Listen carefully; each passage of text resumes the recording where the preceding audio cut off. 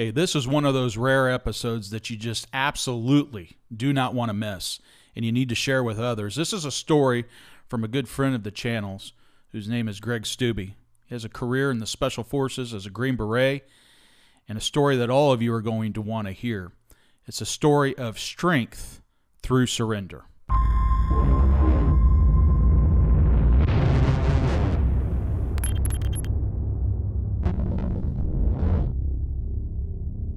Hello, everybody. Here we are again for another great episode of Remnant Revealed.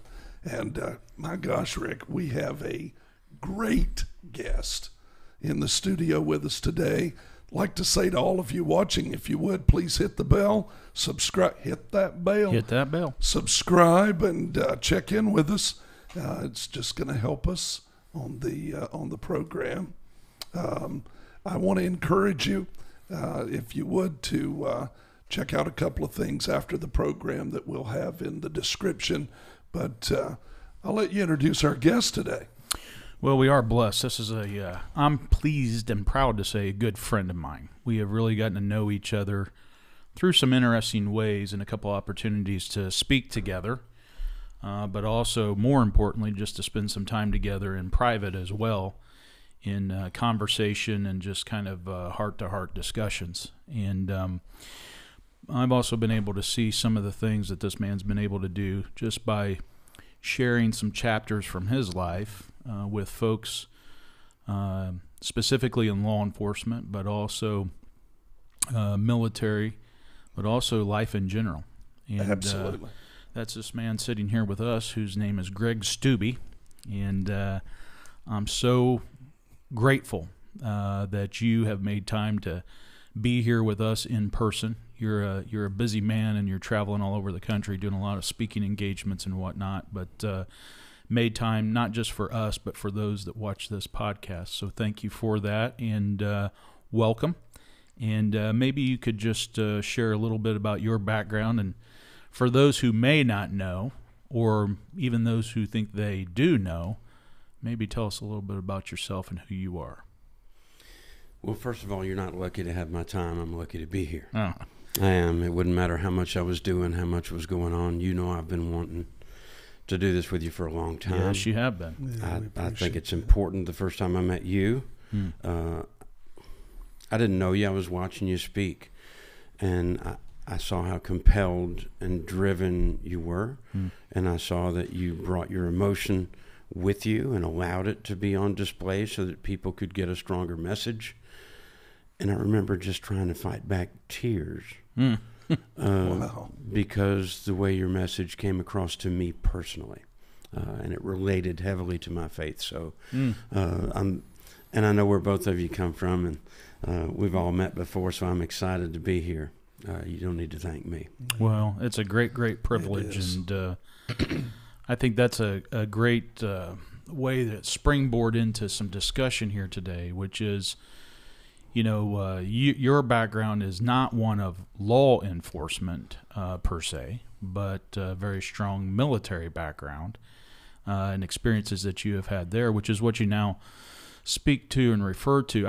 I'm very big on this, and I think it's important before we even jump into all of that is I think a lot of times people say, hey, tell us your story. And I'm just big on, why don't you tell us about these chapters? Because this isn't just your story and that's the only story you have. It's a couple of chapters in a lifelong story that you still have yet to finish. So I think it would be good if you could just share some of your background and really kind of what brought some of these chapters about. First of all, I don't feel like it's my story.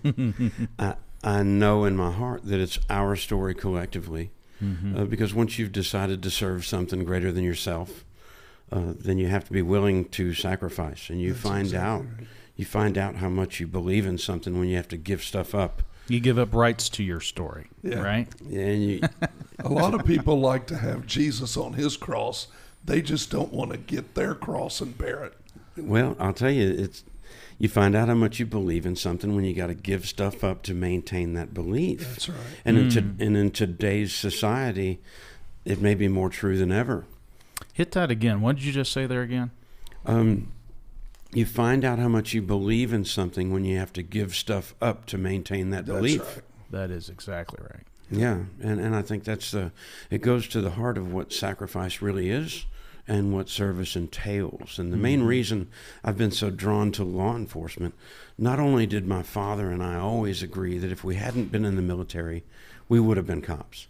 But coming home after a career in the military, I was highly trained technically and tactically, all the best gear in the world, and going crazy places with no adult supervision.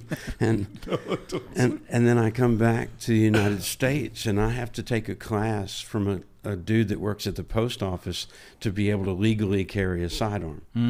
Right? Yeah. And it feels That's sort hilarious. of insulting until I remember that we're a country of law and order. That's right. And that we count on a system to keep us safe, and that vigilantism isn't the way. I can't go using my government-trained abilities on my neighbor because I'm unhappy with what they're doing. Right.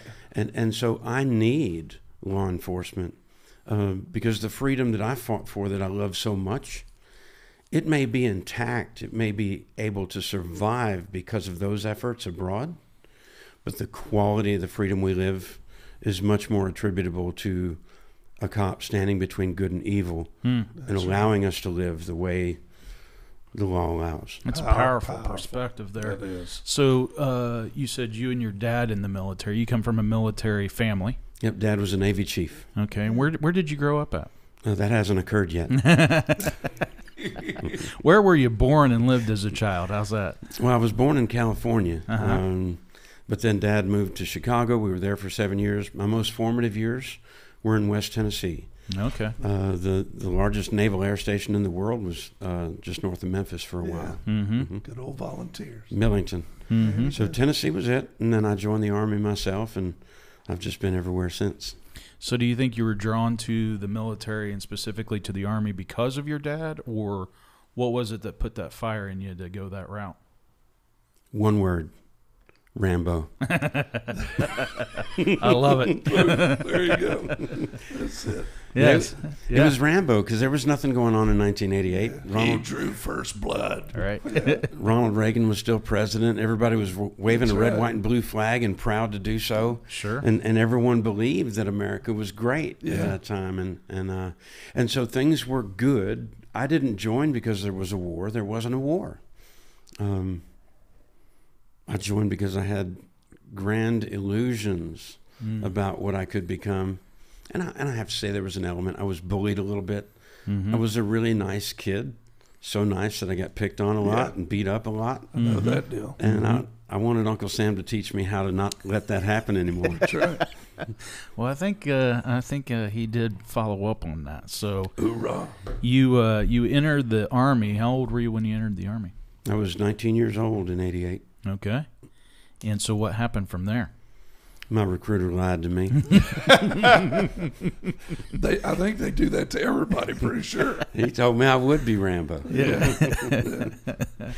So I just signed up in the infantry in '88, and pretty soon I started seeing, well, I'm not advancing like I want to. I'm not doing the kinds of cool stuff that I always dreamed of. And I took a chance, rolled the dice, and went to the recruiter's office for Special Forces. I wanted to be a Ranger, but my unit wouldn't pay for me to go to Ranger school because it was a tank battalion. Okay. Gotcha. And tankers don't need Rangers. You know, they got big guns and they roll around on big tracks, and so I couldn't follow my dreams that way. But the only thing I could do that no one could say anything about, no one could stop me, was the Special Forces. That's powerful. And you were a Green Beret, correct? Yes, sir. Yeah. Yes, sir. So I wound up spending the next 19 years as a Green Beret. I was selected in '92. So you were selected in '92, and you did it for how many years? 19. 19 years. And so with that, you didn't just do the Green Berets. You gave it everything that you had in terms of development within that as well, correct?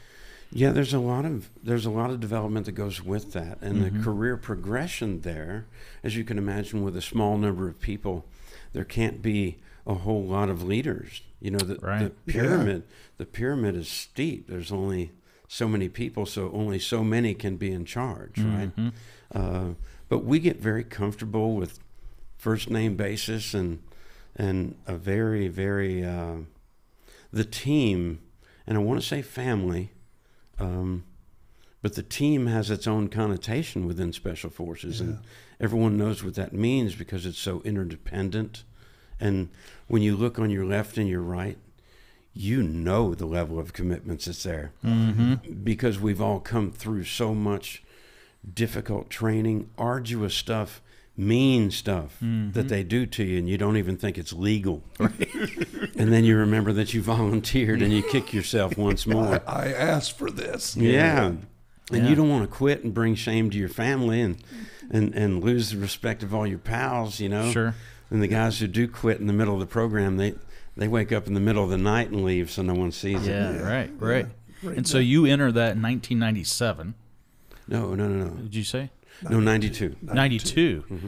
So 1992. So I'm just going back and trying to think in context of some of the things that you would have experienced and gone through during that time from 92 moving forward. What a time to be in the Special Forces.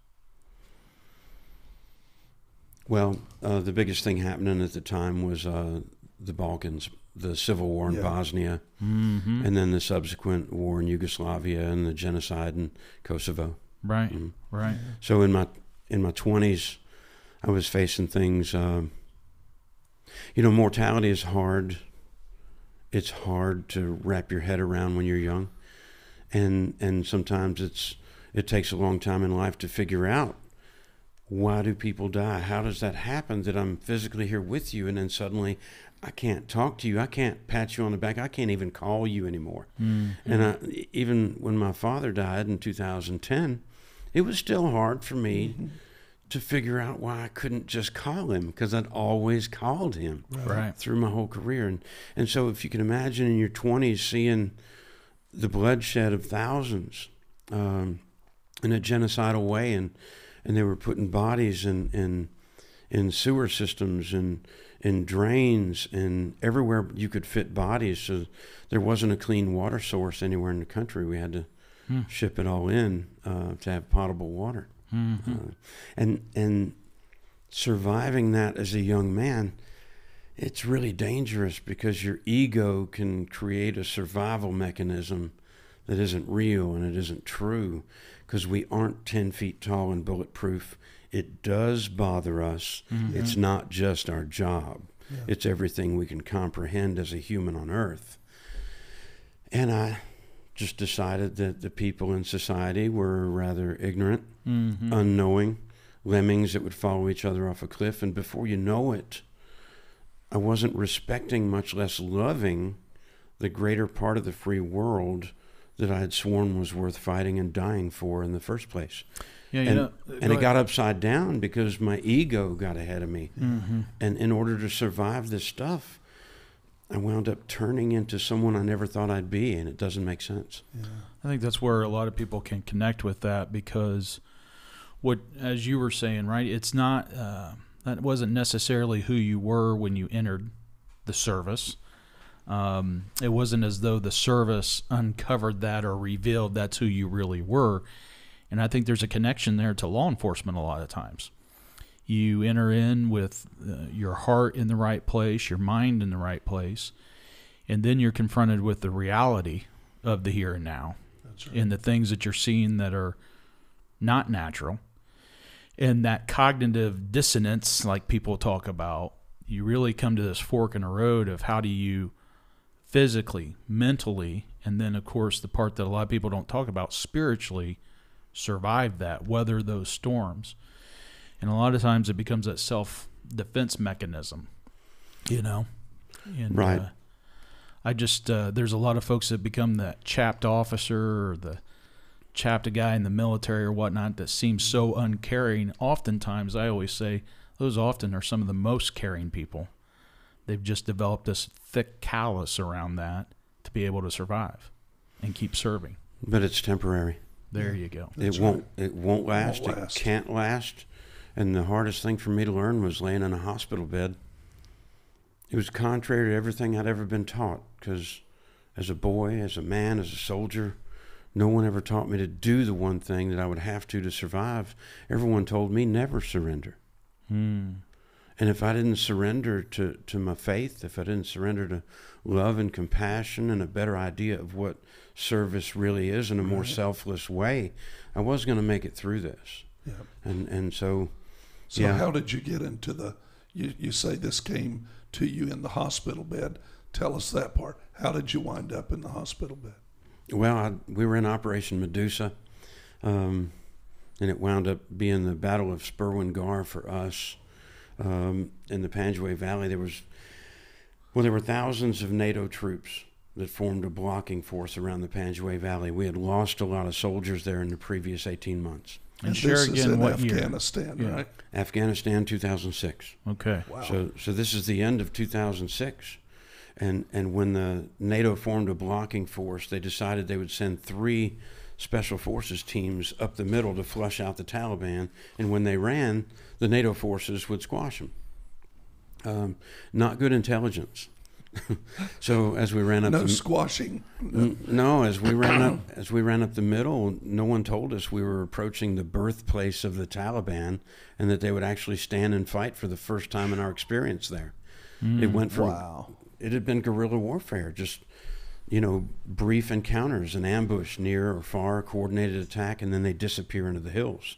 But now they were augmenting, and we were surrounded by 1,000 Taliban, and there was only 30 of us. Holy schmoly. Yeah, scary. So we go from 92, working through the 90s, and then you enter into this phase like everyone else, and 9/11 happens.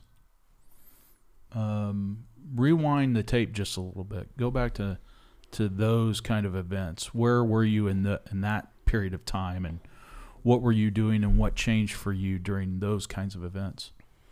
Well, on the morning of 9/11, I was sitting in a classroom with other senior Green Berets. We had all been promoted, and we were all going through an operations and intelligence class. And that was several weeks long. Some pretty interesting tradecraft used by the special forces. And so it was classroom time, and that was rare for us. It was gentleman's course, and we don't get much of that. Yeah. When that happened and the instructor wheeled a TV set in the classroom and turned it on, we knew everything was different. Some of us were more tuned in than others based on the intelligence that we had followed and regional focus that we had in our previous 7 to 10 years, depending on who it was, in the Green Berets. We just all knew in that moment that it was going to be important to get home and see our families right now, because every one of us sitting there felt the gravity, and we knew we were going to be gone soon. Yeah. It's hard to think about this, but we have officers now, and officers and their families now, that we've gone through a period of time where we have new officers who may have been alive on 9/11, but don't remember it. And now we're just starting to enter the generation where we're starting to get new officers that may not have even been alive on 9/11.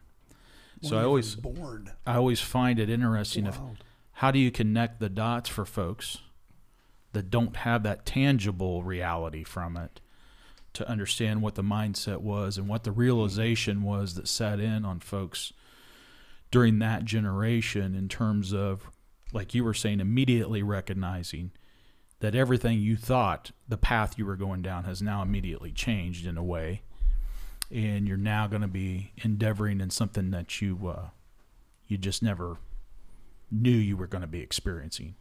How do you, I guess, how do you speak to somebody like that doesn't have that reality in their life of connecting that dot for them? Well, it almost seems like a rare point in history, because, when I was born, there were ancient things that happened before I was born. That stuff's so far back and so far removed, and it's not a concern for us anymore. But this is well over 20 years away, and it's still a relative concern. It's still an impending concern every day, and the reality has not changed since then. The threat is more real today. And add to that, after General Soleimani was killed, the Iranians are still swearing revenge. And so I think something is bound to happen. And so I don't think it's ancient history. And if we can show the relevance of it, I think we don't teach enough history to begin with. Yeah. And I think a lot's being lost. And we're not even using epic poetry anymore to tell stories from generation to generation. Our generations are being separated now. Yeah, they're driving us from our history now, tearing it down, even good or bad, driving us hard from it. They're revising history. And I say they, I shouldn't be so vague, but we know that history is being rewritten or not told. Well, when you think about 9/11 anymore, even in grade school curriculums and whatnot, it's either completely eliminated or just glossed over. That's right. And to this point, when you have women and men who are entering a service in law enforcement, the military, medical profession, whatever the case may be, and they don't have that tangible connection back to that, for them to hear somebody say, hey, not only did I live through it and walk that path, but I'm here to tell you that it, in a lot of ways, is more dangerous now than it was even during that time. That's hard to make that connection and to fully absorb that, unless you have somebody telling you that can show you, I've been there and done that.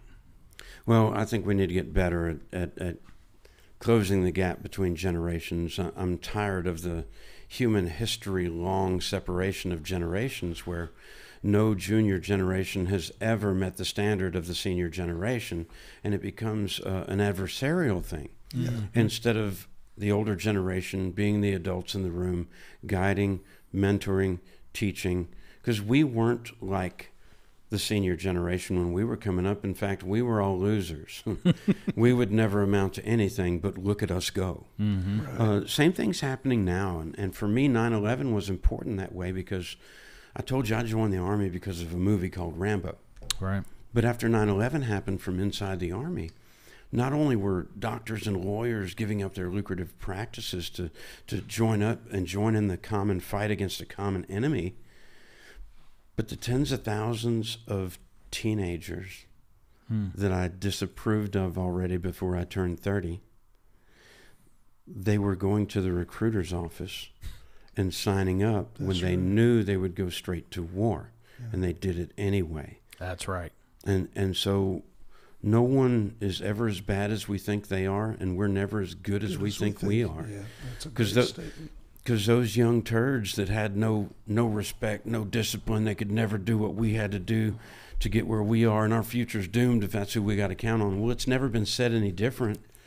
But now we've been carried for the last 20 years by those heroes. That's exactly right. They were signing up. Not only did they sign up and enter a war, but it turned into a double-digit year war. So I just want someone to tell me why we have a hard time loving the next generation just because they're different than us. Yeah, great point. Great point. I think that one of the reasons we struggle with that is we have a hard time fathering. Oh, boy. And the further we get away from fathering, the more difficult it is to embrace the next generation.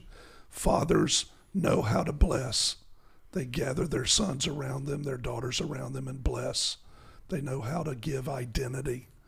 And the further we get from fathering in the home, the more difficult it becomes to embrace the younger generation. I think it's easier to shake your head in disgust and leave the room. That's right. It's harder to still be the adult in the room and to mentor and guide and be right through the differences with them. Yep. So you guys witnessed this on 9/11. You realize you got to get back to your families because you know things are getting ready to change rapidly. Kind of take us through that abbreviated version, but how do you motor through from then on? What happens? Well, I started losing people right out of the gate. Losing dear friends that I'd served with my whole career. Wow. And then as an instructor in Special Forces, I was standing on a podium or in a classroom teaching these young people what they would be expected to do and how they should do it. And then I was still on the podium while they were getting killed in combat. Oh, wow. And it was really hard. It was really difficult. And Jeremy Wright was from Indiana. He still holds national records in running from high school and college, and he had a power bar contract as a professional runner, and he gave all that up here from Indiana and went in, and he was killed on one of his very first missions over there. Now there's an elementary school here in Indiana named for him, but there were so many examples of that. So it was just hardship, and I started becoming angry at my dear friends who were being lost. And another flaw in me was not just keeping a steady hand and wanting to serve as I should and could. I started feeling vengeance. I started feeling like I wanted revenge. Mm-hmm. And it's misallocated because you just can't pick up and go over there and wind up fighting the same people or right. the same purpose for the battle that your friend was lost in. And it can consume you in your emotions. And I think that hurts a lot of people long term because they act out on their temporary emotions, and then they have to live with it long term, understanding that it may not have been accurately placed. Wow. So during that time after 9/11, you're in a senior leadership position at that time? I don't think I was ever a senior leader. I think I think I had responsibility. Okay. Yeah. And what were you doing during that time? You mentioned teaching and training. What were you doing during that time? During what time exactly? Post 9/11. Yeah, after 9/11, I was still an instructor for a certain amount of time. Okay. I went through my promotion and the education process that went with it while 9/11 happened and shortly after. And by the time I got back into the fight, I'd already rotated several classes of students through that wound up in combat before me. I know it sounds wild, but there's a real strong connection there a lot of times with folks in law enforcement too, right? Through the progression of their career. Then they end up as that field training officer where they're one-on-one. Then they keep migrating and developing and growing and advancing. And a lot of times become supervisors or get into training full-time, and they get that disconnection as well, right? And I've seen that a lot with officers when you have a line of duty death, and it's someone that they trained, or it's a coworker, a peer that they moved in a different direction from, and they couldn't be there with them, former beat partner or shared a car with them, or whatever the case was. They have that realization set in. You have that as a trainer in the military and in the special forces. And you said, but at some point in time, you were able to get into the fight. How did that come about? Yeah, I showed up in country, and I was there as an advisor to the civil affairs. I was going to be winning hearts and minds, providing comfort, building villages, building schools, allowing females to go back to school, allowing a little bit of a touch of religious freedom here and there. It was a very honorable cause that I was there for initially. But then I had 3 of my students from Fort Bragg that had become Green Berets since. And they ran towards me on Kandahar Air Base, and they said, "Sarge, we're going on a mission. We're up against the Mongolian hordes. Can you join us? We need somebody on the team. We're short." Wow. And this was my last deployment before retirement. Really? Wow. And I'd promised my family that I wouldn't volunteer for anything stupid. And what year is this again? 2006. 2006. All those promises. So you're winding down and coming to the end, and you've made the promises. And then these students of mine, the same ones I had yelled at and pushed through the woods and made them suffer and tried to tell them about standing up to their commitment and following through with answering the call. How could I say no? Right. So I got permission. I got assigned a place on that A team, and we prepared to launch into Operation Medusa. Wow. All right. Now, at this time, you're a surgeon, correct? Oh, no. Medical sergeant. Medical sergeant. Yeah. But you're a dive medic as well. Is that right? Right. We have to learn surgery, anesthesia, trauma management, right, because there's no doctor in the places we go. So if one of your team members are wounded, or you've got to work through all those things in the field. Right. So we prepare medically for missions. We have to know what the endemic diseases are, flora and fauna, and prepare for everything we might encounter. And then not only conserve the fighting strength of the team and deal with anything traumatic, but we use those medical skills to win the hearts and minds and build the confidence of the people where we're building their own ability to fight. Gotcha. So we deliver babies. We can reduce infant mortality rates simply through nutrition supplements. Wow. And pulled teeth, take care of their animals. And a lot of the people in other countries, they regard their animals higher than they do their children, because they can replace the children. Mm-hmm. Yeah. Mm-hmm. Unbelievable. Yeah. But again, another connection here for people that watch this channel and whatnot is folks with medical backgrounds as well, in that you're really connecting all those pieces in what you're doing through your service. And there you find yourself. So you have this medical background. You have the military, the special forces. Now you have your young trainees that have progressed to that level, and they've come back to you to say, hey, we want you to roll with us. And you step up and you go. I did, and then I got blown up and burned and shot. Mm-hmm. Yeah, had a hard. Just all in one breath. You just roll that out all in one. It all happened. So within moments. It became a hard day at the office. That landed me in the hospital for a year and a half. So wow. 17 surgeries and a lot of the lessons that I've learned in my life, the biggest ones, the most meaningful ones, they come from the illusion being taken away from me that I was ever tough in the first place. Oh. That the things I did to hone my body and prepare my mind and body for anything that could happen, they would sustain me. They did not sustain me. and now I'm just humbled in a way that I can't even describe, because it was faith that I would have to come back to. Yeah. It was God that I would have to come back to if I was going to survive this, and if I was going to be able to be the kind of person I've come to know I should be. God was the only way for me to go to make that happen. And no one taught me in the Green Berets. That was never in a class, I'm guessing. No. Right. No one taught me to surrender. And no one taught me what it would be like if you can't help yourself at all, you're wounded horribly, and someone has to wipe your butt for you 10, 15, 20 times a day. Right. They're serving you with love and compassion in ways that maybe you've never served another human being. And it forced me to rethink how I've been living. Yeah. You know, if people are bringing love with them to work just to do their job, and I see police the same way. Yeah. Mm-hmm. I see nurses and police officers and firemen. You have to have love in your heart to do that. To do the job, yeah. There's no way to do it otherwise. And even with that, really, it's a whole lot more than just kicking doors and driving police cars fast and all those other things. What you said is service is a whole lot deeper than that. And it takes humility to truly serve.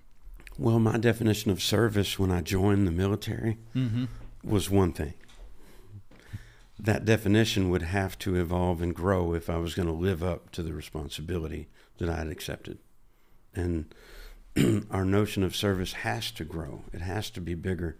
Because when we're young, a lot of it, we're born selfish creatures. And so service, I think for a young man, many times, service equates to strong reputation as a guardian. Mm-hmm. Yeah. And it's self-serving. It was for me. That's a good point right That's there. very good. So you get blown up, shot, burned up all in one day. Would you be willing to share some of that with us? What happened there? Sure. So we were on the 5th day of fighting. We had run out of ammunition 4 times and had to be resupplied by air. So they would drop pallets of ammo out the back of an aircraft as it flew over. Then we'd break it down, cross-load it, On the 5th day of fighting, we realized there was a Hilltop Cult. By the way, that's a fight. One would call it that. 5 days in. Yeah. That's a fight. Yeah. Yeah. It's still hard to believe that it was me there. When I look back at it, I'm sure. I review it, it doesn't even seem real. I think people gloss over that when they hear it. We were in 5 days of fighting, running out of ammo, and being resupplied. It's 5 days straight. Yeah, what's the temperature, if you remember? What's the temperature in the area where you are at that time? It was 130 degrees. So that's real temperature. Yes. And then you're firing weapons, Yes. which get hot when you fire them. Yes. And fighting for your And life. fighting for your life, breathing hard. Your adrenaline's dumping dear God in heaven. But you have to remember we're Green Berets. Yes. That's right. No, it's human. Right. It's human. That's And 5 that's straight days crazy. of hypervigilance off the charts. well, the rest of the team fought for 10 days. I tapped out early. Wow. So the fight was building, and intelligence reports told us, aviation reports let us know we were surrounded by over 1,000 Taliban, and they weren't backing off. And so the fight just kept on and kept on. And you started with 30 of you. There were 33 Special Forces teams. Now, if they were fully equipped, there would have been 12 men on each team. Right. But we had an average of 10 on each team. Okay. Yeah. So you okay. Could we just stop here for a second and just say, good God Almighty? I don't have any other. Just got to stop for a second and just try to absorb what your brain is imagining in this moment while you're sharing. I ask people a lot, what do you think a Green Beret wants when he's surrounded by 1,000 Taliban and he's running out of ammo? And they always say, more ammo. Mm-hmm. And my answer is, he wants his mommy. That's right. Yeah. Because until That's you can the first deal... thing you ask for, yeah. That's the stark reality. Because you have to deal with the scared, screaming, kicking child inside of you that says, this isn't the way life on earth is supposed to be. This shouldn't be. Right. Why should anybody want to kill me and they don't know me? And why would I have to take the life of someone else? And it's overwhelming, and it's sad, it's discouraging, and it really brings out childlike. And when I say primal, I don't mean gladiator stuff. Yeah, this isn't the Rambo primal response. No, this is a different kind of primal where you want to cry. Yeah. And I think that's just as primal as any gladiator stuff. Absolutely. It's original. It's how we're put here, and it's hard to imagine those things. It brought me strength that there was biblical context for war, and that I believed we were on the right side. Yeah. I still do. The things I saw over there, I know for sure we were on the right side. Yes, sir. And most of what we did was not fighting. We were there out of love and compassion. We love freedom, and we have compassion for the human condition anywhere on the planet, and we don't like a bully. Mm-hmm. Right? And standing up to bullies is about being the adult in the room. So I have no regrets. We did a lot to help people. Yeah. Mm-hmm. So you're 5 days in. You're getting ammo dumps, pallets into you. And on day 5, what happens? Well, we recognized that there was an observation position on a hilltop that they had been coordinating attacks against us from. Because they could see our maneuvers, they could see our movements for 20 miles coming in. And so our next objective became to take that hill. It was a hilltop called Spurwin Gar. And when we arrived at that objective area, it was eerily quiet. And there wasn't much going on. And it was just so spooky because we knew how many were in the area. Where did they go and why? Did they flee? We're not getting reports of contact with the other NATO elements that were all around us. This is too spooky. Our military intelligence did not let us know that we were approaching the birthplace of the Taliban, that they would defend with everything. They weren't running anymore. So we dismounted 10 guys to go up and around that hill. There was a road we could drive up, but you never want to do a reconnaissance driving. your spidey senses need to be intact. You need to be able to hear, see, perceive. So they went up and around, and one of our Afghan National Army counterparts got curious and started poking around an observation post at the top of the hill. And you never do that because they always booby trap them.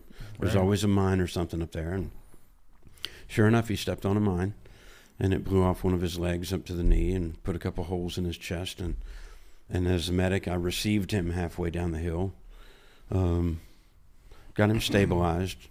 And then there was some popcorn shooting here and there, and no one was sure exactly what was forming out of the situation. So I set him in a casualty collection point with some supervision. And as I was going back to my truck, the voices from my teammates, they weren't calm anymore. Mm-hmm. They were breaking all the rules. The more intense a situation is, and cops know this as well as anybody, the more intense the situation is, the more you need help, the more calm you need to be on the radio so you're clearly understood. Right. You need to be brief and calm so you're not stepping on each other. The right information gets out so you can get the help you need. But all my teammates started screaming and stepping on each other on that channel. And I didn't know why they were screaming yet.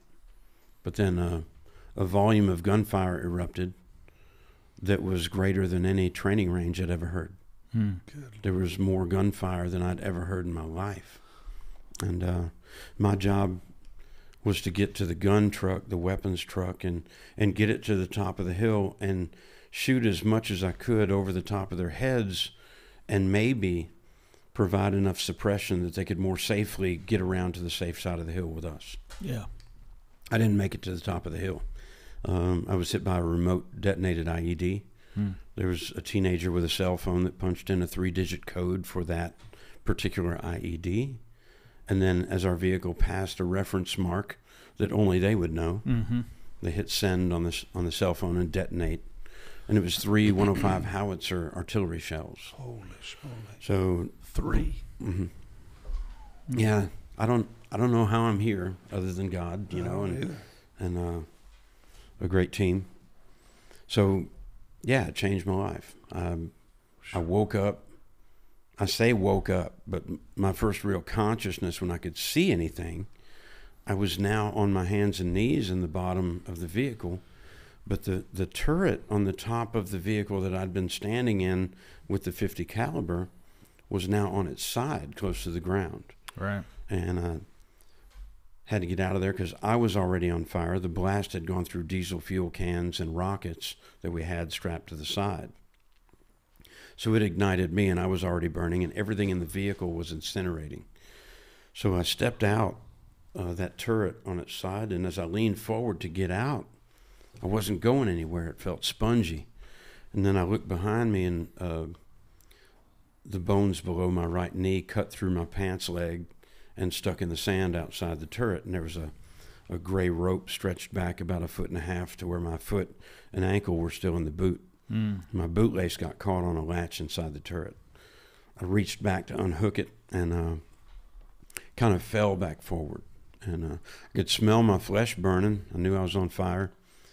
And as I struggled to try and put the flames out, I couldn't reach them. I had body armor on. And it was with all the gear I had attached to it. That's 80 pounds of stuff. And that's right. So you're like a stranded turtle, and I couldn't reach anything.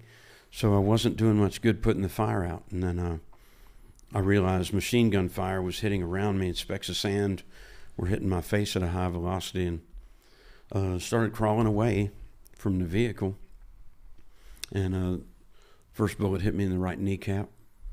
And then the second one went through my left butt cheek and blew out my pelvis on the right side. And when the blast went off, there was a 1-pound piece of shrapnel from the artillery that went through my hip and thigh and up through my intestines. And when I got shot through the butt, it released my intestines to come out that hole that was put in my right side. So now I had intestines laying on the ground, and changed the way I see my body forever. I imagine so. And you're trained, so you medically understand how your body works and what all your body parts are and and now you're seeing your body pieces. Yeah, but I'm also finding At the thresholds same time, and limitations, because I did know as a medic there was nothing I could do for those intestines. But as a human being, I was in a panic trying to get them off the ground. Put them back in. For no reason. It was a useless effort. Yeah. But I was spending my Those time are and my effort on that. intestines. Give me those back. Yeah. That's Yeah. right. Yeah. And so at that point in time, how many times had you been shot? Twice. Twice, on fire. Mhm. Your leg And blown up. blown off, pretty much, barely attached. And then you find yourself in this place in the entire world going through literal hell. What are some of the things that you're thinking in that moment? You know, all the thoughts I had there, none of them were really mortal thoughts for my own life, other than I fought to stay conscious because I'd seen wounds like this, but they were on people who were already dead. And I felt like if I went to sleep, You were done. I'd never wake up again. So other than struggling to stay conscious and trying to guide my teammates who were not medics, trying to get them to do some things that I knew would help provide stopgap life-saving measures. Yeah. That was it. That was it. The real stuff came on me after I woke up after surgery. In the hospital. Mm-hmm. So you're on the ground, you're going through this, your mind has kicked into how to survive here.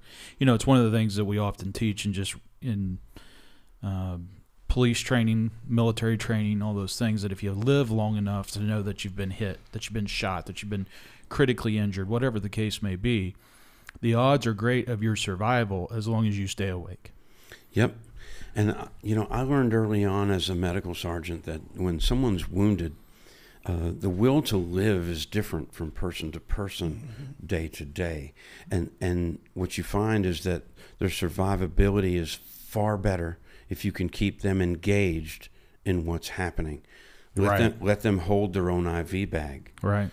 Give them a task. Hey, can you watch on that horizon? We need to be safe. Pull security in that direction while I take care of you. Give them a task, because if they still have a purpose, their survival rates improve. That's the very key good. right there. And I think that's one of the greatest takeaways for people to have from this discussion is, beside the trauma of everything that's occurring, people have these mental images in their head right now. But I hope what breaks through is what you just said, that as long as you maintain a purpose, your survival rate goes through the roof. That's right. Key takeaway. Yeah. Major purpose-driven human beings. Got to be. So you've now been shot twice. You literally have your intestines hanging out onto the ground. You're fighting to keep awake. What happens then? Well, my teammates are they're growing to be upset, and I can see that they know I'm dying. And one of them was pretty uplifting. Man, you got this. You're good. We're gonna get you to safety. And he was pumping me up the whole time. But the other guys who were trying to help, they were so frustrated. They were even overwhelmed. And they were getting mad at each other because they thought they should do something, and it was just very, very frustrating for everybody. And I witnessed tears. And at one point, everybody was kind of giving up, but then they perked up and said, "Hey, man, you're good. We got a medic inbound." And the medic showed up, and it was my worst student ever. That you had trained, huh? And he knew I didn't like him. His name was Riley Stevens.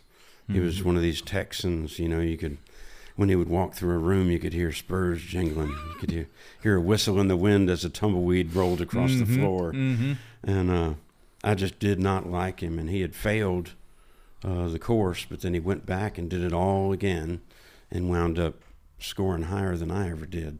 That's saying something, huh? So he knew I didn't like him, and when he showed up on the battlefield to save my life, it was It was a humbling moment, you know. And my words to him were very clear, and I still get reminded of it by my teammates. The only thing that I thought to say to him when I saw him was, "No hard feelings, right?" That's right. Yeah. Yeah, don't screw this up. No, yeah. Oh, my gosh. And how was he? How did he respond? I could see that he was very concerned about my condition, and he went full on engaged on saving me. He went to work. And he had confided in other guys on the team who told me later that a big part of it for him, he wanted to prove to me that he could do this now and do it well. What a time to do it. Yeah. Yeah, right? There you go. Yeah. So does it hurt right there? Does that hurt? So he goes to work on you. And I don't want it to get lost on people. What I'm hearing you say is each one of these types of injuries or incidents and the effects upon you, each one of those should have been probably fatal in their own right. You said you were on fire. I mean, Yes. don't gloss over that. How badly were you burned in this incident? So I got third-degree full-thickness burns over 30% of my body, my surface area. 2 of my teammates got second-degree burns just trying to put the fire out. Wow. And then I think what really scarred my teammates the most is that my uniform, my clothing, and my gear had all the flammables in it. And the cinders on the edges of the gear kept reigniting the fire. So they had to strip me down and make me completely naked, and I'm not sure they'll be okay after that. That's what scarred them the most. Huh? That's the worst. Yeah. That's the worst. So he goes to work on you. Do you stay conscious throughout all of that, or no? Yeah, I was conscious. The first 2 choppers that came in to try and pick us up, they had near misses with RPGs and gunfire, and they had to turn back. It was a full 2 hours before I could be picked up. Oh, my. Yeah. And I was conscious for all that time. I remember going unconscious. I remember the lights going out as we were landing in Kandahar. So just push pause right there for, one of the things that I've found with officers that I've known and also stories, that you hear or relayed is, again, those officers who survive what should be fatal injuries is the fact that they stay awake during that time. What really is going through your mind during that? Is it just all simply focused on staying alive and maintaining? Are you staying engaged in what is occurring? Or do you have any of those life flashing before your eyes kind of moments? Or what's happening? About family. I mean, that's 2 hours of that. Yeah, that's a long time. There was none of that. There was none of that. For me, something had been said before I ever got extracted in the chopper. A guy on my team who was playing the cheerleader role, pumping me up. You got this, man. This is nothing. Yeah. You're good. Well, teammates involved in the fight on both sides of the hill kept crossing. They were cross-loading ammunition or information or something. And when they would pass by Steve, who was right at my shoulder, he's pumping me up, right? And then they would ask him, "Steve, how's he doing?" And he would turn away from me without even walking away. And he said, "He ain't gonna make it, bro." And the whole time I'm That's like, great. "Are you kidding me?" And so I'm I'm right like, here. no, Dude, shut up. Yeah. no, bro. And so the whole time I saw a chain reaction. It's contagious. When something like that gets said, everyone after that says it too. Another key point. Yeah. And so once that got started, I was being handed off to a flight medic, and it was one person after another. I kept seeing this, and I'm like, oh, no. Mm-hmm. And so that whole time, I didn't have any really quality thoughts other than, It ain't happening to me. Yeah. I'm staying awake. I was counting my own fingers. I was staring in people's faces. Yeah. I was trying to watch their mouth move and understand what they're saying. I needed so bad something to focus on so I wouldn't go unconscious. But then as I was landing in Kandahar, I remember I didn't have hold of it anymore. And I think it was shortly after that my heart actually stopped from blood loss. And they did one round of chest compressions, and I regained a pulse, and they got blood transfusions, and No problem. You kept going. Mm-hmm. Yeah. I think that's just a key thing for folks to hear, because anybody who's doing these things, and even folks who are not, in a traumatic event such as that, the key is that not just mental acuity, but I think in a very visceral sense, a faith in whatever it is. We've had different incidents and whatnot, and I know of one incident where we had an officer, and the one thing that kept getting said was "not today," right? And so rather than he's not going to make it, or this ain't good, or whatever the case is, even though you may think might not make it, the whole focus was you might not make it tomorrow, but not today. You're going to make it today. Not today. I thought about that. And I think that is such a valuable takeaway and a lesson learned for folks, that even if you find, God forbid, yourself in a situation where you're facing that kind of trauma, that's just like you just said, whether it be counting your fingers or doing whatever you have to do to play an active role in your own survival. Well, if you notice when you asked the question, I was like, There you go. Yeah. So I wasn't saying not today. I was just saying, Uh-huh. Yeah. And that reminds me of in training, they always say, psych yourself out, tell yourself you're going to quit tomorrow. But tomorrow never gets here because it's still going to be today then. Right. Right. Yeah. Right. That's right. But also, if you've dealt with kind of the bully deal and stuff like that growing up, there's this thing that gets in you of, I'm not quitting, and you're not going to make me die. Your words are not going to make me die, you sucker, you. I'm going to live and show every one of you that I'm going to survive. That's pretty powerful. So when do you remember waking back up? I woke up in the recovery room in Kandahar. I'd had 18 hours of vascular surgery and general surgery in my abdomen so they'd done multiple resections to put my intestines back together, those that were still viable, which wasn't a lot. I was cut down to half of my intestines right there in Kandahar. And I remember, I think she was Norwegian, kind of a portly nurse, walked across the room, and she's holding something. And in her unique accent, she said, ripped him to shreds, but spared the bollocks.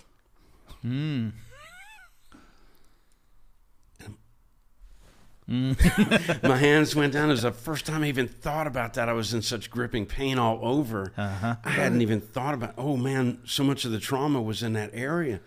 And oh my gosh, I'm okay.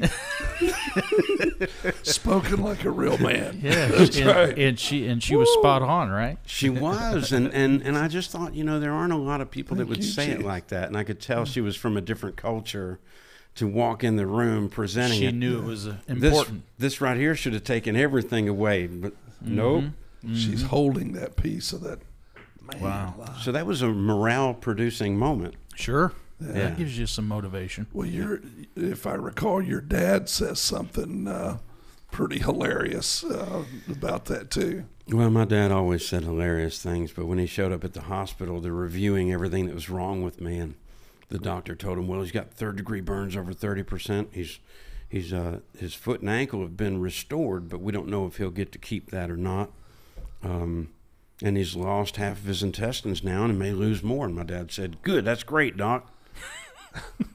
And everyone in the room's horrified. And then he speaks up and he says, well, you ain't got the guts to go back to Afghanistan no more. That's one way of putting it, Dad. Yeah. So Thanks, Dad. a moment of levity there, and he always did that. That. My mother joined the Navy Reserves because she was a little jealous that he got to go to Hawaii every year Oh, without her, and because she was in the reserve, she could get on the plane and go with him for that 2 weeks. And an engine shut down on the P-3 plane they were flying on, and my dad was aircrew for that bird. He knew it could fly on 2 engines from here to forever. But she got scared, really scared, and he reached over and said, baby, it's okay. The water's warm. Thanks. And so that's the kind of sense of humor he always now we has. know where you awesome. get it from. Yeah. Yeah, right. That's awesome. So you tell us a little bit about that. What you get the report from the doctor there and what he's saying on your condition. So One more time, give us the quick rundown. You'd been 30% of your body, third-degree burns. How many total times were you shot in this incident? Twice. You have the traumatic injuries that you're facing. And at that point in time, do they still believe there's a good chance you're going to lose your leg, your foot from those injuries? Well, I heard him tell my dad that I may still lose my leg. And so that's where my mind was at the moment, that we got this, we can deal with the rest. Yeah. But then visiting hours were over, and the doctor asked my dad to leave.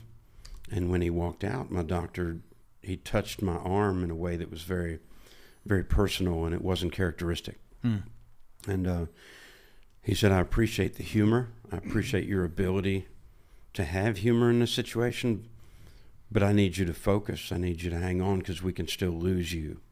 The blood transfusions weren't working very well, apparently. And when he said, it was beyond my comprehension, because my whole life, if I can see you and hear you talking and I can talk to you, I'm good. We're good. Right. But the medical side of you, training that I'd had, oh man. And that's when the real thoughts started creeping in, and he turned the light off and walked out. Oh my. And I was there all by myself, and I felt God in a stronger way than I ever had, and I felt ashamed. Yeah. What do you mean by that? I had not been walking with him for a long time. I was raised in the church. I was active in a lot of ways. Yep. And I had become a product of my environment that was coarse in ways that I never would have accepted, except that I was in survival mode too. And I went along with things I wouldn't have gone along with when I was younger and following the Bible. And I wondered, having turned my back on God, how he would still even care to spare me. Wow. And so survival just seemed like I wasn't worthy. What strikes me in that is, you get this news, he turns the light out, he leaves the room, you're by yourself, and in that moment you immediately recognize that God has met you there, is right alongside you right then and there. Oh, yeah. And then that settling in of, I'm not worthy. Yeah, and at first I was in this bargaining thing. God, please let me live. If you let me live, I swear I'll never do this again. From now on, I'll do this. I'll do this from now on. And I wanted a second chance to be a good dad for my toddler son. And I never wanted to. I never wanted my son to have to choke back things he'd heard about me to be able to say that I was a good man. And some of my behavior wasn't as horrible as you might be thinking, but I knew it wasn't in keeping with my Christian faith that I was raised with. Right. And Wow. I was very concerned about that. Would I get a better chance to leave a lasting impression on my son and teach him a better way to live? So yeah, I got pretty concerned about it. And the next morning, all I wanted was a chaplain. Send me a chaplain. Give me the chaplain here now. I want to see a chaplain. Yeah. Chaplains become rather popular at that point. What do they do? Yeah. It ain't no atheist in a foxhole. There you go. There you go. There you That's go. right. Yeah, that's the truth. I sent you a picture earlier that just there's a lot of stories in that that has a lot to do with when we launched on that mission. And so is it okay if we share that picture in the video? So this is a picture that's you guys preparing to go to this specific mission that you're talking about. Absolutely. When the commander has to say to you, gentlemen, some of you may not come home. Yeah. Right. When they actually verbalize that, Yeah. ooh. Yeah. And the chaplain was there. Mm-hmm. And a lot of the time, in the special forces, we always wanted a chaplain that was a veteran, someone who had been in combat, someone who could be in the dirt with us and understand us. A chaplain Rambo. Yes, Yeah. and we had a lot of them. There were a lot of Green Berets Yeah, that turned into chaplains. Yeah. But this one was not. He was a very slight guy, a slender, small person. But when he spoke, he was so convicted and he held you accountable. And we all responded to that. And people that said they didn't need a chaplain, didn't want a chaplain, that night they did. Yeah. Yeah. Yeah. There sometimes in life, and of course I've been a chaplain for 32 years now, but where you know the difference between somebody who can talk to you about God and somebody who walks with God, who knows him and he knows them. A whole different voice, a whole different attitude. It's a presence. It is. Yeah. It's a presence. And on the chaplain thing, when I got what I wished for, the chaplain that came to my room, he just tore me up. I couldn't believe it. I'm like, how do I pay God back? You know, because I think I'm going to live and I'm going to make it, but I don't deserve it. What can I do for God to? And he said, son, are you that arrogant? What do you think you have that God needs? Amen. Such a powerful statement. There's a lot of power in truth. Well, his mercy is granted, not in barter, Yeah. not for something. That's right. It's given To free of return. charge, Yes. but a whole lot was paid for it. And at first, man, it ruffled my feathers what he said to me about me being arrogant and all. But then the enormity of what my commitment would have to bring if I was going to be with God. Ah, And so there's the real fork in the road for you. It was, and there was no question that I wanted him and needed him in my life. The question now was a maturity question. Can I be a Christian and still have fun? Yeah. And to me, I started finding that the more I would tell people about my faith, the more I would be honest and open about it, the more I would find other people who were rough around the edges too. They love God too. That's right. And you don't have to be a wussy to be a Christian. Thank you. There you In go. fact, he calls on us to be warriors. That's right. And so it started exciting me. And instead of having to hide anything, I was so forthcoming that it brought me a new kind of freedom that I can enjoy for myself and for my son. And then I put my son in a Christian school right away after that. And then my son started teaching me lessons. There you go. Yeah, You know, think that's about that. awesome. You know, this whole story and this whole career path, life path that you've been on, this journey, and, you know, starting in the special forces and working through all that. And then this critical incident happens. You know, you have 9/11. Is that a fork in the road moment for many in their lives? A lot of folks would say yes, because they may have joined the military then, gone into service then, given up things then. You go on, you go through this battle, you go through the trauma, the injuries, the attack. Again, I don't want to downplay it, but you're on fire, burning up, been shot, blown up, all these things. Most people would say that's a fork in the road moment. I didn't really hear you say that. What I heard you say is the fork in the road moment wasn't on the physical side, wasn't even on the mental, emotional side. It was on the spiritual side. path. Yeah. Wrestling with the question, why would you accept me now, much less save me? There you go. And then how do I live with that commitment I need to have for you? Because it is a big life change. And if I could have only known how good it would be just to accept, to surrender. Yeah. The one thing I wasn't taught, right? That's right. But surrender would be the only thing that would save me. Mm-hmm.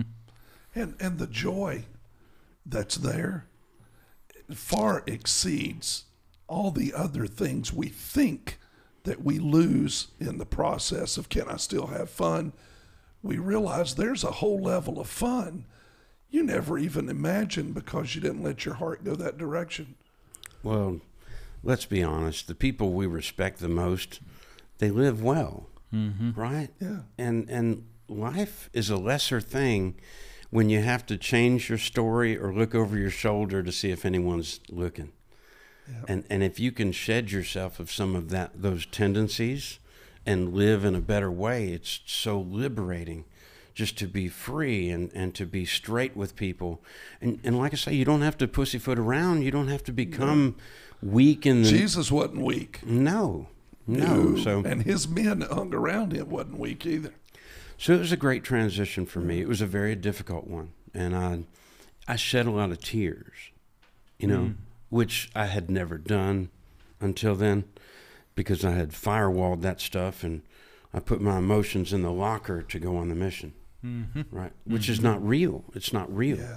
All that goes with you, and so much had built up and manifested itself in me in unhealthy ways. And that's what I was going to say. You thought you had left your emotions back there in that locker, but you didn't. That's what they tell you to do. That's right. Yeah. You can't do it. Nope. And don't you find that a lot of times you're told that as a soldier, as an officer, or whatever, as a person, you're told that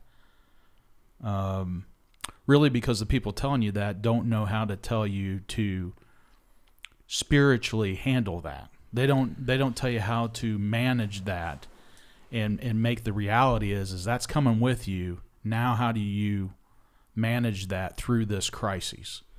To me now, the way I look at it, God put these things in me, and many of these emotional things are the reasons I chose to serve and answer the call in the first place, because they're beautiful. They compel me. And if you've ever been in a fight with someone who is crying first, now you should run. Yeah.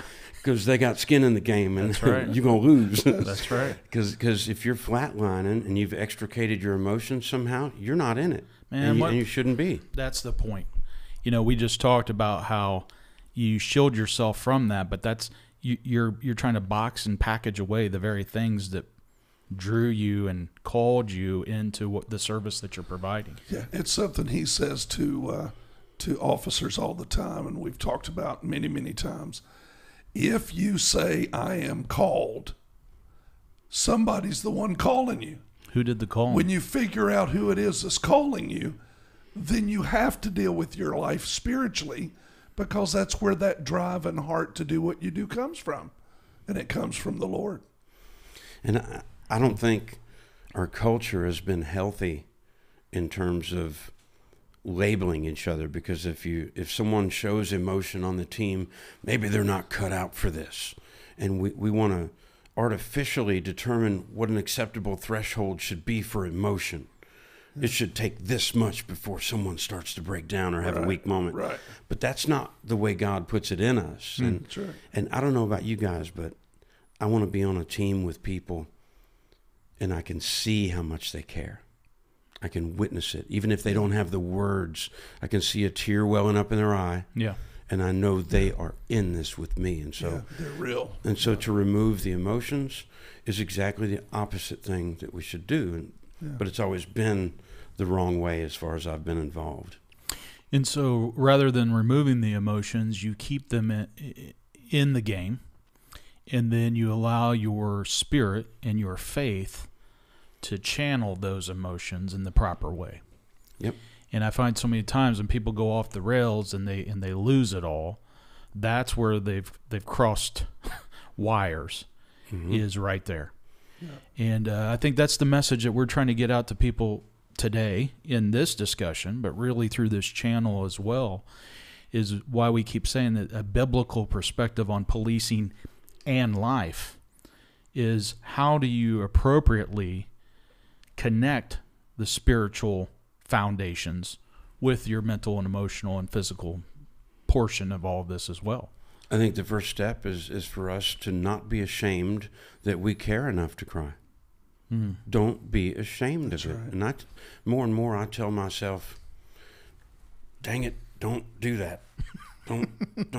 And then I realize, okay, we're here again. And I say, Stube, no wonder you would shed a tear. And God put this in you. That's right. Yep. And I'm okay. And I don't care who sees me cry. I don't care. Yeah. Give him thanks for that emotion and that passion and and the caring that he's placed in your heart for it to hit you that hard. Yep. There's a lot to be said for that. A key takeaway that I got from what you were saying is, we gave that example of on the physical injury, trauma, all those things, trying to keep somebody fired up and staying in the game of saying not today. But in that discussion, what I hear you saying is that on the spiritual front, what your message is surrender today. Talk about that a little bit. That's the hardest thing I ever had to do. Harder than all that other stuff you went through. No, you think of all the so-called secular approaches to don't give up. It's become a school. It's become an ethos, a mentality. There's an entire academia around don't give up. I'm saying give up, because you're never as tough as you think you are. And the real strength comes from the mushy emotional stuff that you've been working so hard to repel. And if you don't surrender to a better notion of faith and love and compassion and selfless service, then you're never going to get there. See, there's people who think they're tough, and then there's those of us who have been tested already and we know better. We give it to God. Yeah. Well, and in this book that we always talk about, it actually says in here that in our weakness, he is strong. He is made strong. And I think that's the great message here, right? Is that surrender today to him. Surrender all this junk that you've tried to make yourself in your manliness or your humanness or whatever. Surrender that and lay all that junk down and allow him to pick up your life and make out of it what he has designed you for. And how much time have we spent talking about, as Christians, being broken? That's right. But I want to talk about the duality, the contradiction. I thought I was broken because of the physical stuff. That wasn't the real broken. That would come next. And pretty soon, because I was broken spiritually, and I learned to surrender, pretty soon I didn't even think about disabilities anymore. I thought about capabilities. Wow. Because of my brokenness, because I could surrender, give it to God, do the best I can every day, and it compelled me to work harder than I don't believe I would have worked so hard in physical therapy if I didn't believe Not in your own strength. And what that chaplain was trying to get you to understand is that God doesn't need you. You need him. And really being broken, the Bible says in Psalms that he loves a broken spirit and a contrite heart, an open heart, because that's somebody who realizes, as David did, I may be the baddest warrior on the planet, but I need God, because even in myself, I fail, I fall, I stumble, I do things that I shouldn't, or I say things I shouldn't, or I battle things that I shouldn't. In Romans chapter 8, if I could throw the scripture in here right quick. Pull the mic over. God didn't even spare his own son. He had to come to a place of surrender in the Garden of Gethsemane. And when Paul talks in Romans 8 about God not sparing his own son, and Jesus himself had to come to a place in the Garden of Gethsemane where he said, "It's not my will, but it's thine that is to be done." And he wanted that cup to pass from him. Just like you didn't want to die, I didn't want to die. Many of us in here have not had a desire, have faced things where we didn't want to die. Jesus came to a place in his human flesh where he said, I know what I'm facing. I don't really want to face that, but I'm at a place of surrender, not my will, but thine be done. And through him, though physically we conquer, spiritually we become more than conquerors when we let him conquer and we ride in on his conquering power. And that's what Romans talks about in this chapter. And it makes us more than conquerors in Christ Jesus. Well, there's something I'm having an overwhelming feeling that the biggest thing that changed in my worldly life after surrendering, becoming broken to him, realizing that I need him. Yeah. My work ethic got better. My work ethic, my my desire to achieve, do more, do it better, and not stop until completion. I need him, and I don't want to fail him, and I want to do good work. Amen. I want to do good things, and I have to tell you, I didn't have the best work ethic most of my life, but I feel a difference, and I like it. That's awesome. I'm becoming one of the people that I used to want to be like. Wow. Yeah. There you go. That's definitely a testament to faith without That works is. is dead, right? Yeah. You don't work to get favor from God, but because of God's favor, you can work at a supernatural level that you could never do in your own stead.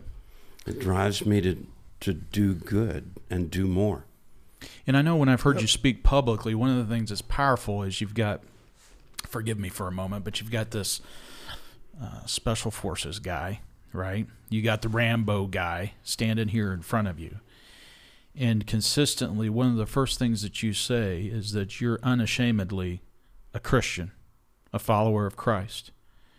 Where a lot of times in this day and age, most people, when they speak publicly, they have a great fear of even speaking remotely about faith, religion, spiritual things at all, for fear of offending or creating controversy or whatever the case may be.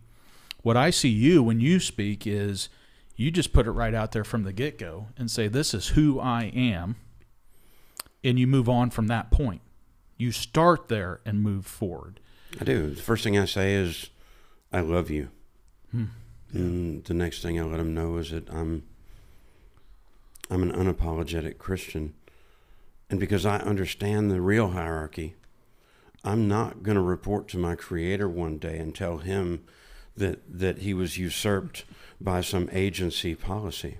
And so even at the FBI Academy, I say the same thing. I'm an unapologetic Christian. That's right. Yeah. And I'm not telling you what to believe, but I do suggest you have faith in something bigger than yourself. Yes, sir. Or odds are you're not serving very well at I anything. love it. What a I great love it. point. That is a great point. So where are you at now? I mean, you've survived this. This was in 2006, 2007. How many surgeries have you had since then? 17. And do you know right now, is there anticipation of the need for more? I hope there's not, Right. because if there's another surgery that happens around my abdomen, it's probably going to be a colostomy for life. Oh, wow. Mm-hmm. Yeah. Yeah, so I'm doing what I can to stay away from Yeah. that. Jesus. Yeah, here we go. We'll be praying Yeah. with you. And so with that, you now speak about this. And here again, it's so fascinating to me that the fundamental point of your whole discussion, most people come to it, I have to believe, thinking they're going to hear the Rambo story, and they're focused on the battle, the trauma, the physical injuries, all of that. But what they really walk away with is, yeah, that wasn't the fork in the road for me. That wasn't the real battle for me. Let me ask you a question. Do you think you could come through things like that and still think you're big and tough? If you really lived through that stuff, you know how small you are.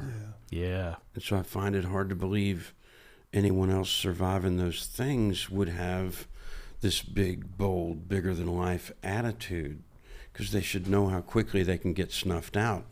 Yeah. One breath. Right, and You're always one breath from eternity. And the things you think make you strong in our society most often are the biggest liabilities, and they leave the quickest. But your spirituality, your faith, your love, your compassion, Yeah. those are the things that stay.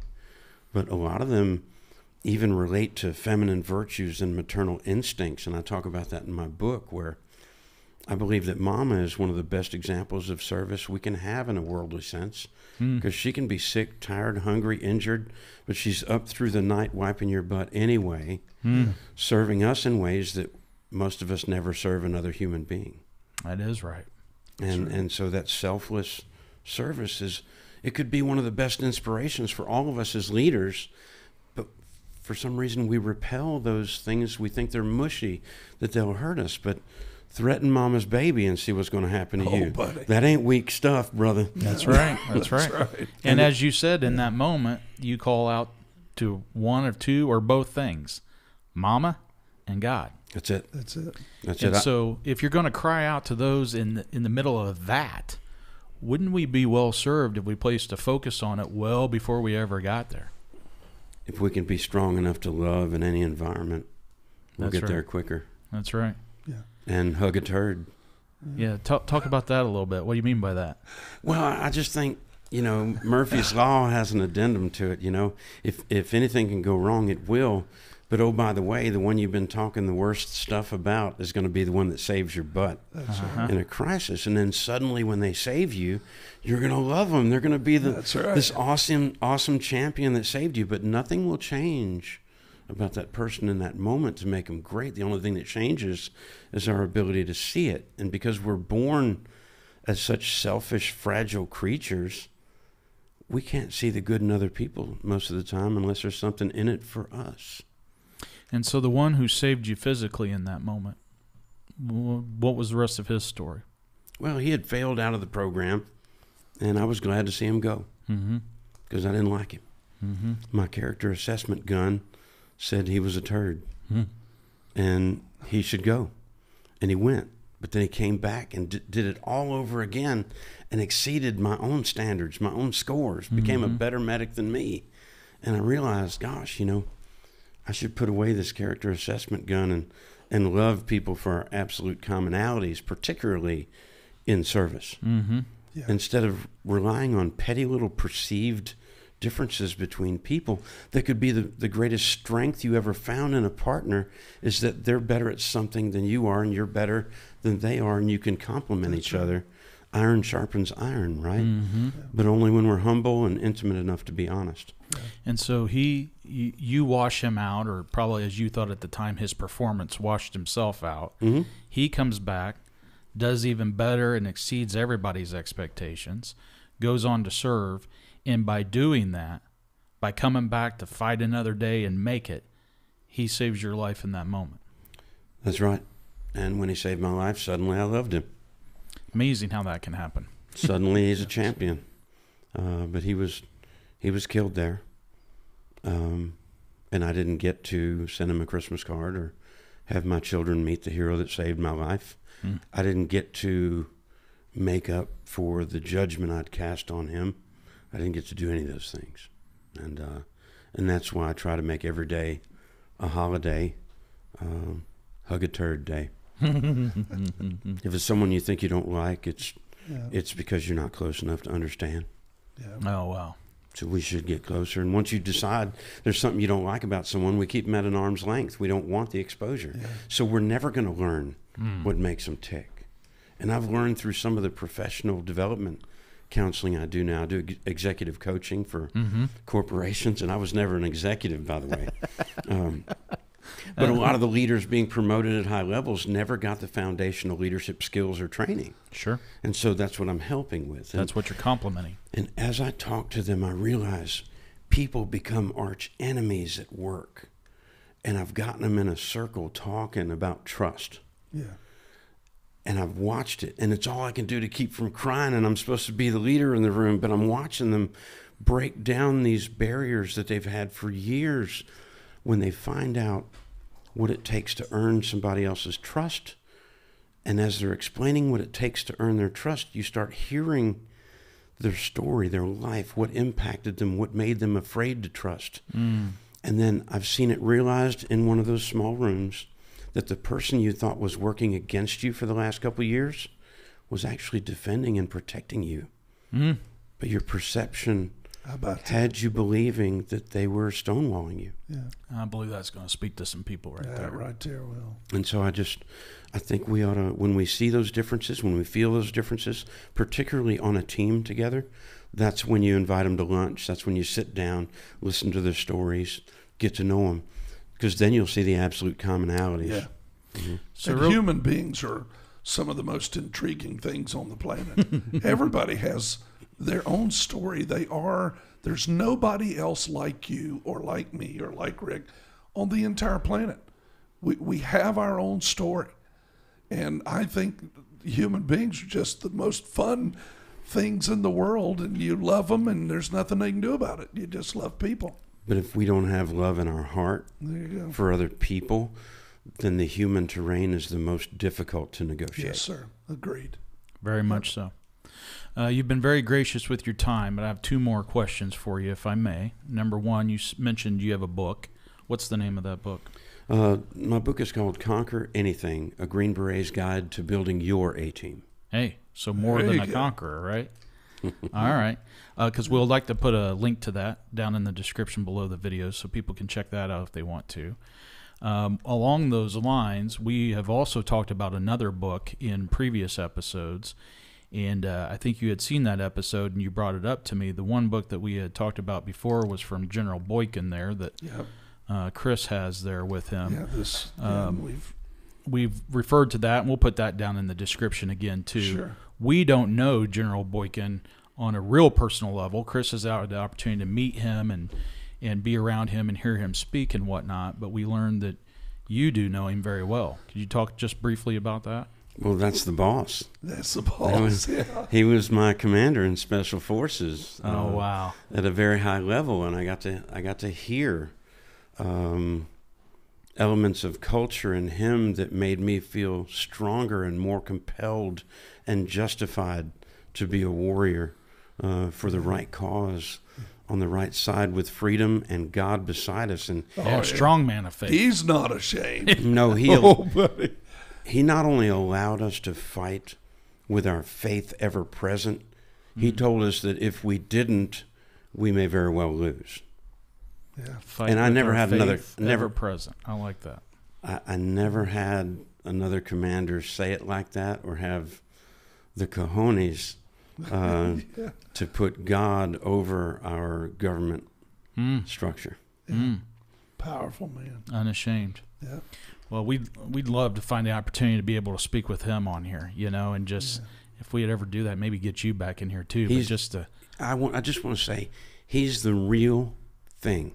He's battle tested. He's hard as woodpecker lips. but the dude has a heart bigger than this whole room, and that's why he puts God first, because he loves people. And if you're going to fight for the right cause, you better win. You better win for him. He loved his men. You just listening. He loved me. Oh yeah, no doubt about it. Because his prayer life, his heart, just in him sharing, his heart's just out there. But there was no doubt in my mind whatsoever that man could take care of business when the business got real. Yeah, I won't give details or talk out of school, Right. but there's nothing he hasn't seen or done. Wow. I'm sure. Wow. Last thing for you. We like to ask this of our guests. You didn't just stumble in here. You knew of this podcast, the channel, what we're attempting to do here.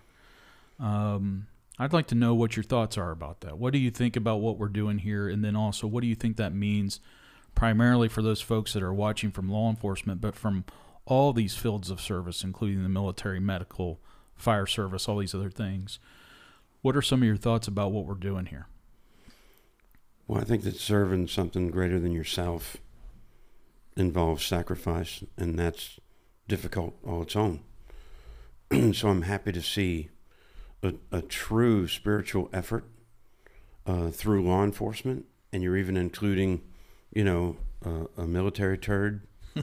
I think that you are warriors for the right cause, because faith is dying to a degree in our society, and few are courageous enough to bring it to the forefront and project it through modern media. You're doing that, and I think it's going to make a change. I want nothing but growth in your program, in your reach, and I would do anything I ever could to support this, because I think it's what's missing in too many places. Yes, sir. And Bill Westfall and I were talking about this, and how I seem to get a lot of standing ovations when I speak, and I know that those standing ovations are not because of me or what I brought or what I said. The standing ovations become a part of what everyone brought in the room with them. but we don't get to touch those things very often in a room together. And so they feel allowed to think that way and feel that way and express themselves in ways that I try to express myself without fear of consequence in this difficult age, because we're having to navigate political issues. Yeah. And you make it okay. I want it to be okay. It should be okay. Yeah. And in this country, I'm sorry, we were here first. Thank you. So I think that that's important, that the word be spread, that we be brave, and that we never forget that no matter who you're serving in the moment, what company, what brand, what organization, what agency, they don't outrank God. And we're going to be accountable. And if we're not able to speak the truth in any environment about that, we're going to be accountable for that too. That's right. That's right. And I'm not a fire and brimstone guy. I don't want anyone to be afraid. But I do want us to be accountable, and I want us to be brave enough to stand up for what we believe in.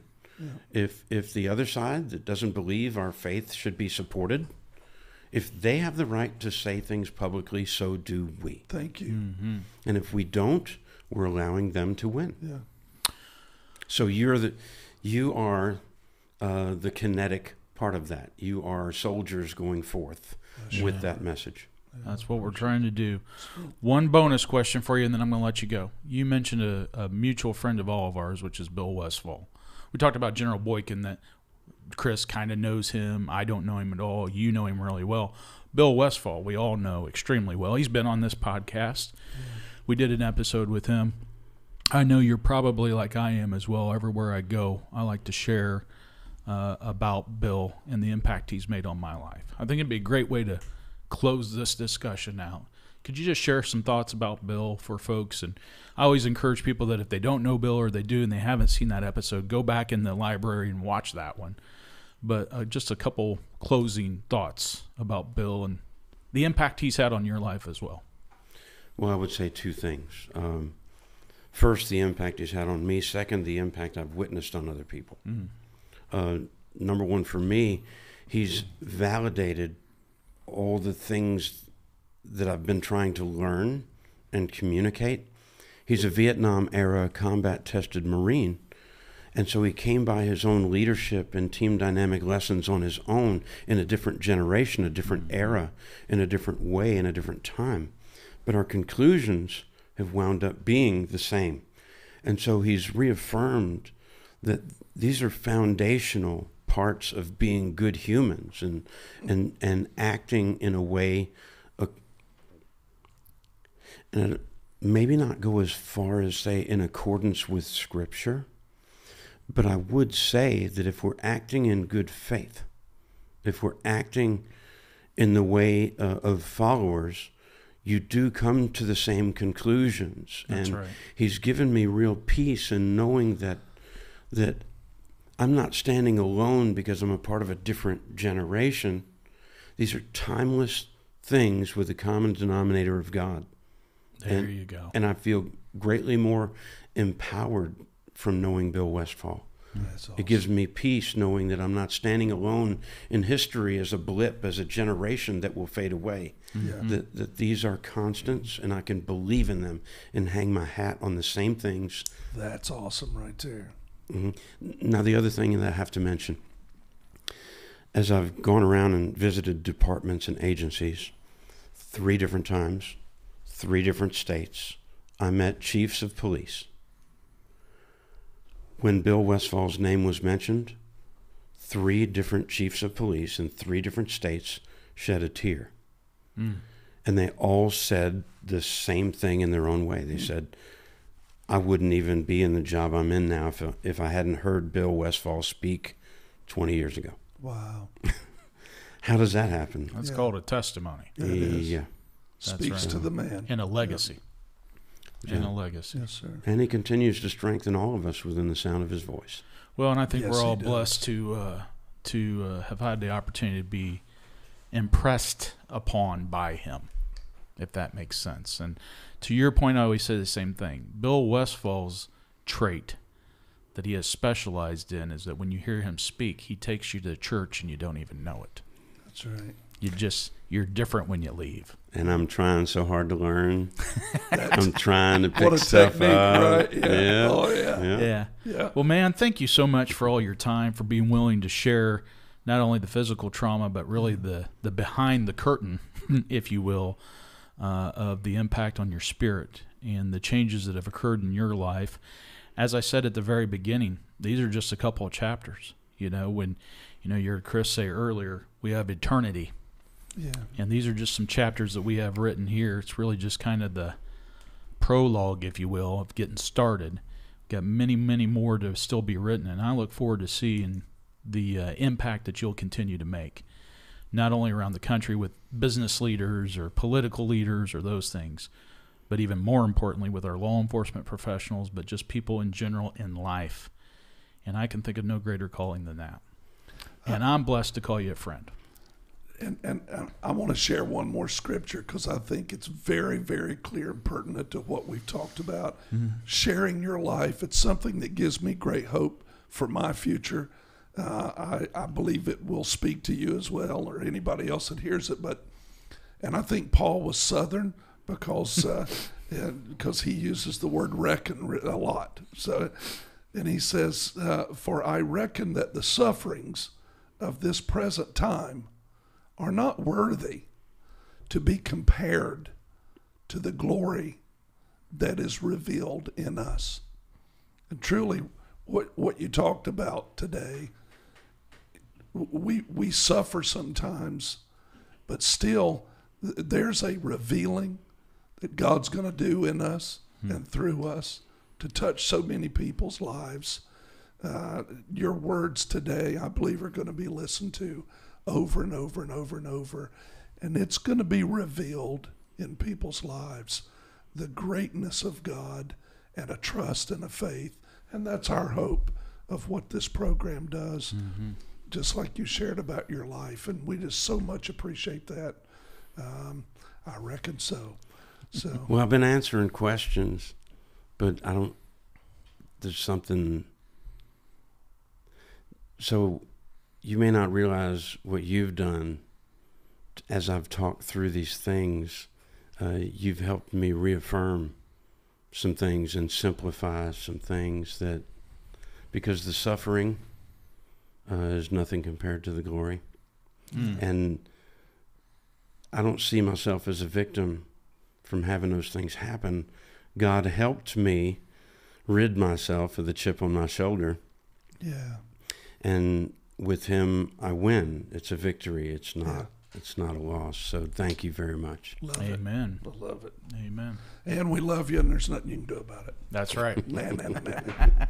All right, Dan. Yeah, all right, Dan. Hey, thank you so much for watching today or listening. You may be listening, running on a treadmill. Don't run too long or pass out.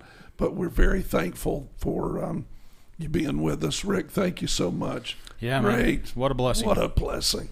And Stube, thank you for being with us, man. I'm telling you, powerful. I want to go do something now. I feel so energized. Got to find something to do. Maybe fix my voice today. I'll get in the mirror or something. There I don't you know. go. But thanks for watching. We appreciate you. Hit the bell, subscribe, and send share this out. That's share right. it, man. Let people know that they can be encouraged in this. So we love you. We bless you. We'll see you again real soon. Hey, thanks for joining us today.